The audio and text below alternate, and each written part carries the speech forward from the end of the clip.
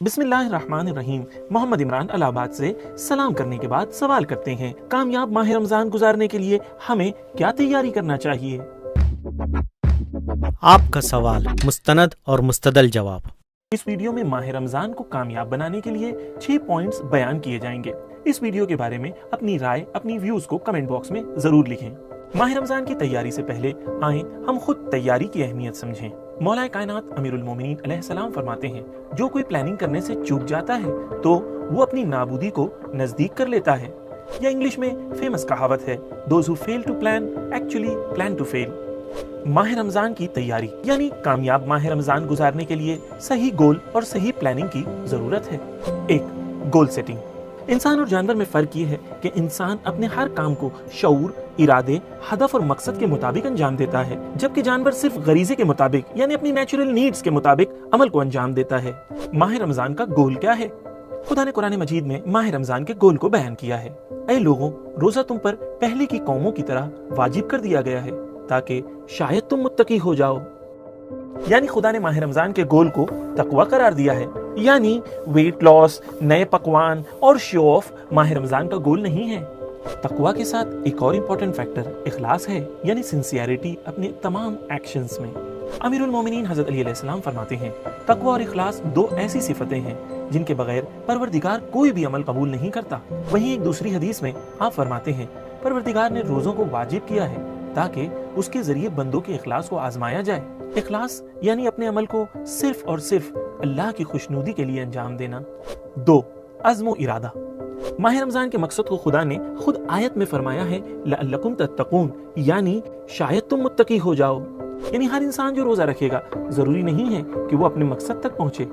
जब इंसान को मकसद पता चल जाए तो उसके बाद उस मकसद तक पहुंचने का इरादा जरूरी है।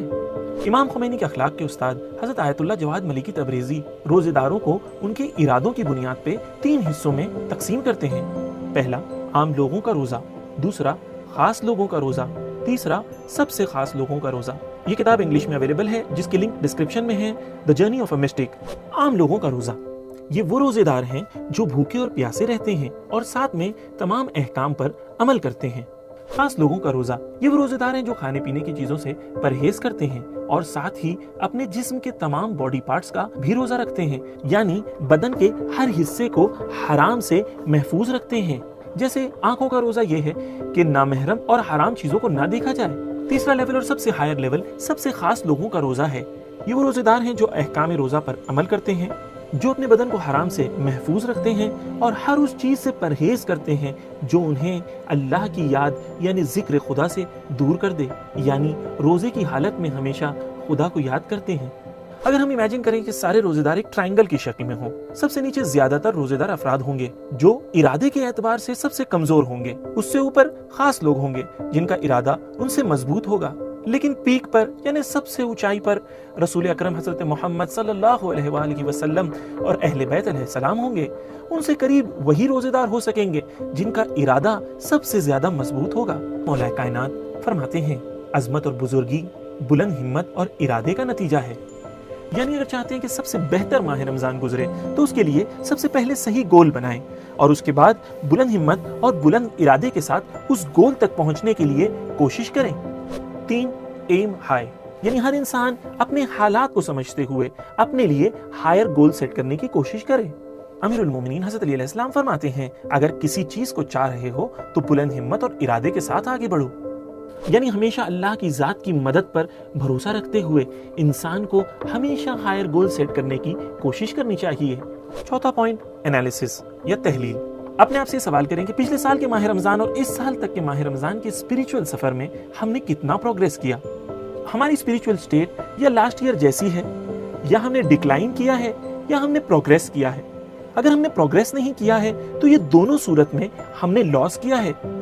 जैसा कि हमारे साथ में इमाम मूसा काज़िम अलैहिस्सलाम फरमाते हैं, जिसके 2 दिन एक जैसे हों यानी मुसावी हो तो वो इंसान धोखे में है। 5वां पॉइंट, प्लानिंग। हमारे मौला अमीरुल मोमिनीन हज़रत अली अलैहिस्सलाम ने इमाम हसन और इमाम हुसैन अलैहिस्सलाम को अपनी वसीयत में सबसे पहले 2 चीज़ों की नसीहत की। मैं तुम दोनों को अल्लाह का तकवा और अपने कामों में नज़्म ज़ब्त की वसीयत करता हूँ। यानी मौला कायनात हमें प्लानिंग, तकवा और डिसिप्लिन की नसीहत कर रहे हैं। माह मुबारक रमज़ान बेहतरीन महीना है जिसमें हम आएँ, अपनी ज़िंदगी में नज़्म व ज़ब्त लेके आएँ, डिसिप्लिन लेके आएँ, प्लान के साथ माह रमज़ान को बेहतर गुजारने की कोशिश करें, अपनी ज़िंदगी में चेंज लाने की कोशिश करें और वाक़ईन अगर सही प्लानिंग करें तो माह रमज़ान एक ऐसा मुबारक महीना है जिसमें हम अपनी ज़िंदगी में हकीकी चेंज ला सकते हैं। मौला कायनात अमीरुल मोमिनीन फरमाते हैं, इंसान की तारीफ और मजम्मत उसके अमल और बदलाव में है, यानी एक्शन और चेंज में है। अगला पॉइंट, टाइम मैनेजमेंट। माह रमज़ान में हर चीज़ का टाइम मुअय्यन यानी फिक्स्ड है, जैसे सहरी का टाइम, इफ्तार का टाइम। क्यों ना माह रमज़ान से टाइम मैनेजमेंट सीखें और ज़िंदगी के बाकी चीज़ों में भी सही टाइम सेट करें। माह रमज़ान का हर मिनट अहमियत रखता है, इसे बेहतरीन तरीके से इस्तेमाल करने के लिए सही प्लान करें, क्योंकि ये एक ऐसा महीना है जिसमें कम वक्त में ज़्यादा तरक्की की जा सकती है।